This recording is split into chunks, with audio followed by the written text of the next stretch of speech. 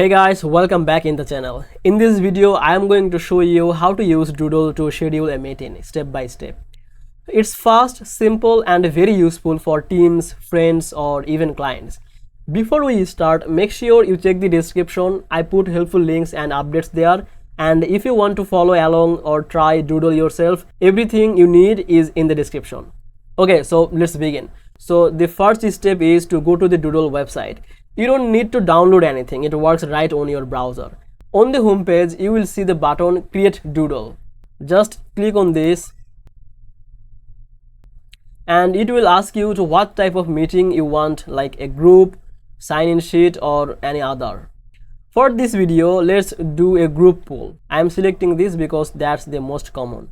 Now you give your meeting title here, like team meeting or a video call with friends. You can also write a short description and pick your location. Next, you select some date and time when you are free. For this video, I am selecting a random one. And if you want, you can add your calendar and just create this and share. Okay, so it's created and you will get a link. Just copy this and send this or share this with your friends, your team member, co-worker or anyone who want to join with you. Also, you can send it by email, WhatsApp or whatever you like. They don't need to sign up. They just click and open the link and they can see the time and they can vote that. Once everyone votes, you can go back to the poll and see which time is best. Doodle will show you the time that most people choose. Then you can confirm the final time and send a message to everyone to let them know.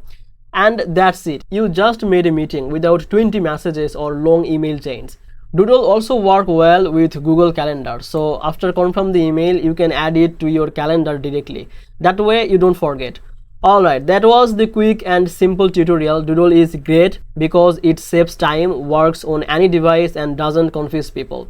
If you want to try it yourself, just check the links in the description. Thanks for watching. If you found this video helpful, please like and subscribe for more videos. See you in the next video.